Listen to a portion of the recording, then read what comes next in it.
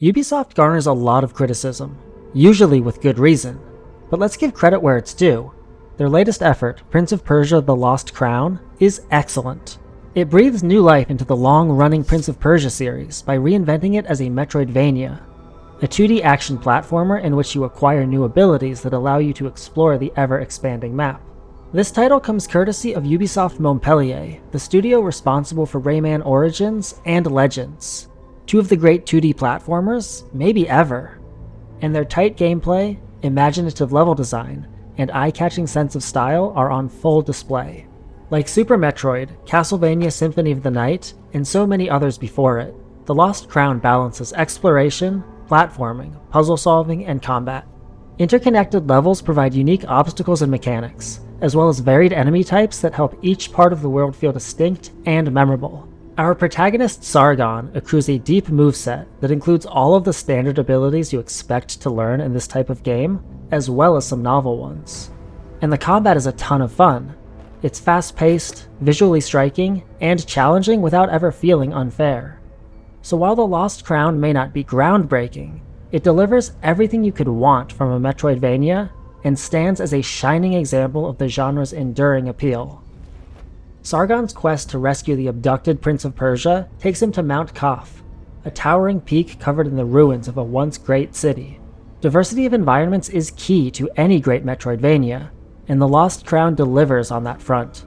From the city ruins to an overgrown forest, a library filled with moving staircases to the obligatory dank sewer, and the frozen peak at the summit of the mountain, the game boasts a multitude of well-crafted areas, each with their own visual and mechanical identity. I won't spoil the coolest one here, but let me shout out some of the standout levels from the first half of the game. The Sunken Harbor is a subterranean pirate lair decked out with hidden traps. The Depths is the kind of place that could be really annoying. It's so dark you can barely see what's in front of you. Enemies try to ambush you from behind, and falling into a pool of poison is never fun. But somehow it all works here. It's a relatively small level, so you don't linger over long, and the numerous threats create a palpable sense of tension and treachery. It's not as terrifying as, say, Deep Nest from Hollow Knight, but there is a similar sense of wanting to get out of there as quickly as possible, and that makes it memorable. There's also a lot of careening down slides and leaping over spinning blade mechanisms, which is always fun.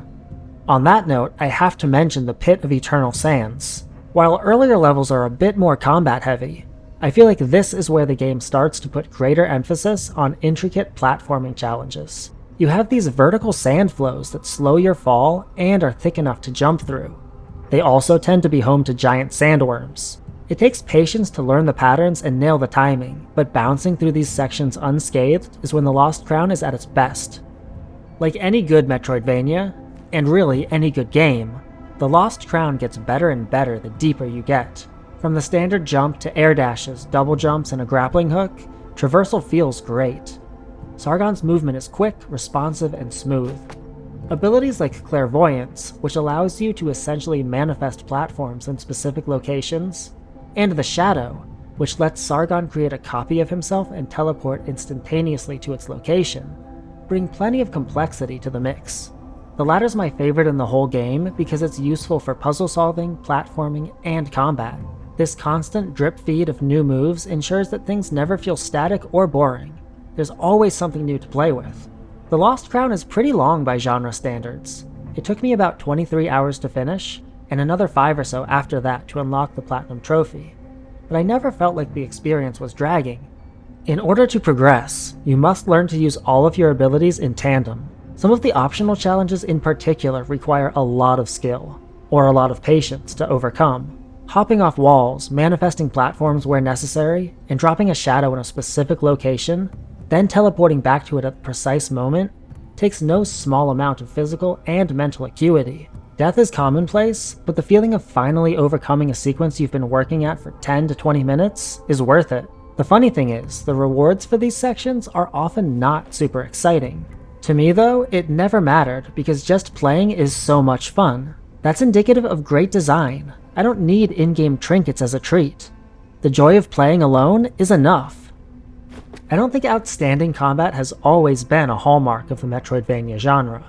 Super Metroid and Symphony of the Night, for example, have solid combat, but it's other aspects, such as level design, atmosphere, and music that elevate them to legendary status. Hollow Knight certainly raised the bar, and The Lost Crown emulates some of that title's excellence by offering an impressively deep suite of combat mechanics.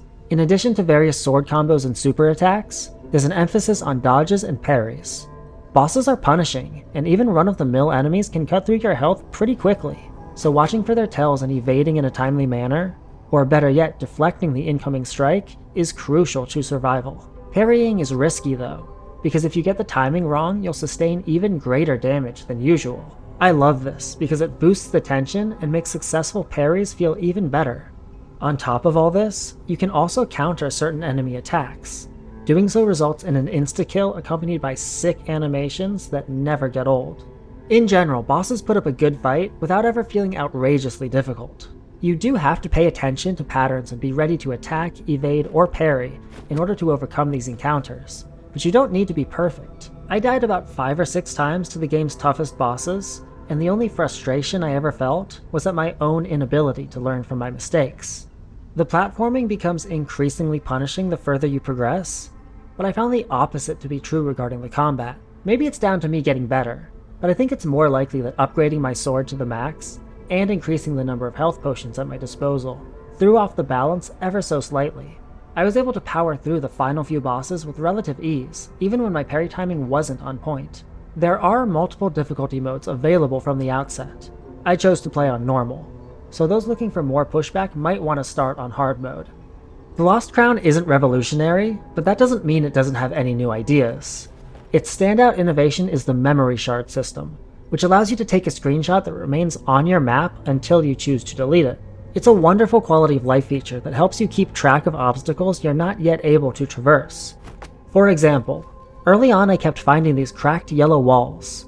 Every time I found one, I'd make a screenshot so when I finally found the ability that let me break them, I had a catalog of their locations. It's just a nice feature that means you don't have to commit every little oddity to memory. This game borrows plenty from other Metroidvanias, and I hope that future entries in the genre borrow this feature in turn. Some things never go out of style. Prince of Persia: The Lost Crown is proof that a classic genre like the Metroidvania is still going strong. People play video games for many different reasons.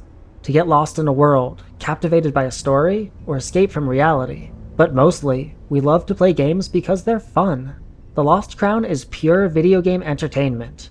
It looks, sounds, and feels great, constantly providing satisfaction through its challenging platforming and combat.